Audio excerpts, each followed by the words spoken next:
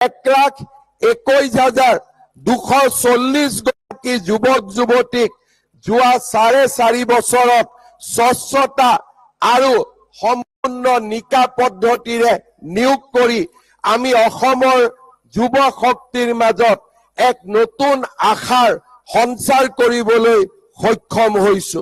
অহা 10 অক্টোবৰত আৰু কেইবা হাজাৰ যুৱক যুৱতীয়ে চৰকাৰী নিৰ্দেশ চৰকাৰী চাকৰিত যোগদান কৰিবলৈ সক্ষম হ'ব।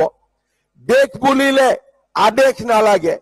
সুগন্ধি পখিলাৰ কবি হীৰেন ভট্টাচাৰ্যই লিখিছিল, দেশ বুলি কলে আদেশ নেলাগে, মোৰ তুমৰলিতে যত তক বগাই উঠে এহেজাৰ এটা ৰনুৱা ঘোঁৰা।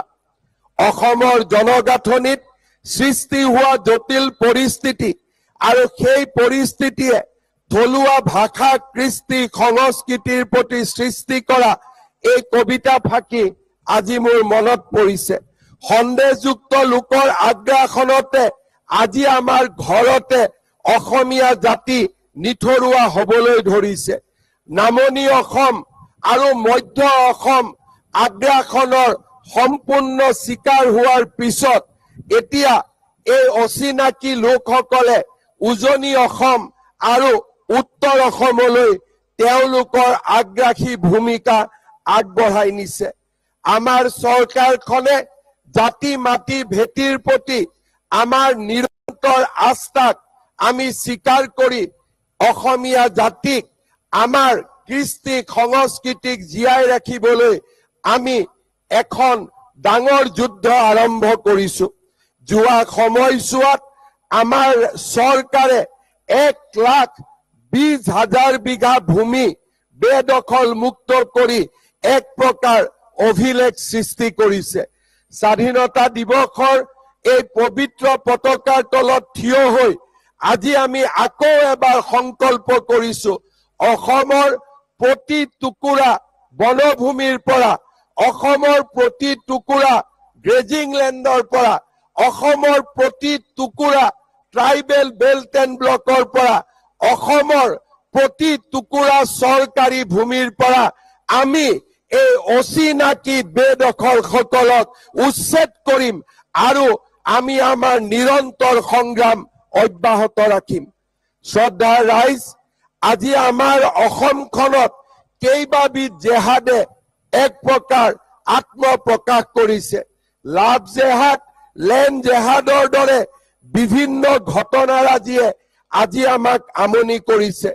চৰকাৰে বুঢ়া চাপৰিৰ পৰা উৰিয়াম ঘাটলৈ, গৰুখুটিৰ পৰা গোৱালপাৰালৈ এক বিশাল উচ্ছেদ অভিযান চলাই আমি আকৌ এবাৰ অসমীয়া জাতিৰ সামগ্ৰিক সংকল্পক আমি প্ৰকাশ কৰিছো আৰু আজি স্বাধীনতা দিৱসৰ পবিত্ৰ পতাকাৰ তলত থিয় হৈ আমি অসমীয়া জাতিয়ে সংকল্প লৈছো যে অসমৰ এটুকুৰা মাটিও অচিনাকি বেদখলকাৰীৰ পৰা মুক্ত নকৰালৈ আমি ক্ষান্ত নহম, আমি আমাৰ সংগ্ৰাম অব্যাহত ৰাখিম। শ্ৰদ্ধাৰ ৰাইজ, এই সময়ছোৱাত অসমীয়া জাতিক সকলো ফালৰ পৰা সংৰক্ষিত আৰু সুৰক্ষিত কৰিবলৈ আমি প্ৰচেষ্টা চলাইছিলো।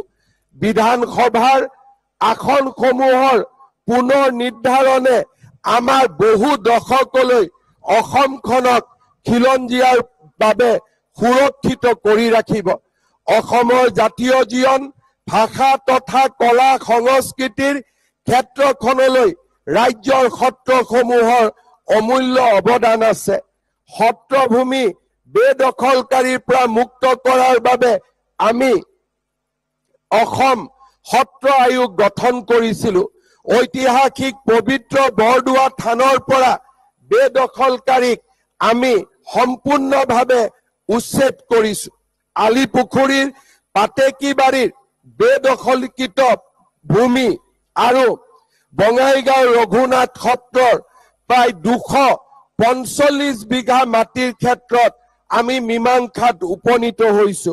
বৰপেটা সত্ৰৰো বাগবৰকে আদি কৰি কেইবাটাও ৰাজহ চক্ৰ এলেকাৰ ভূমি আমি উদ্ধাৰ কৰিবলৈ সক্ষম হৈছো।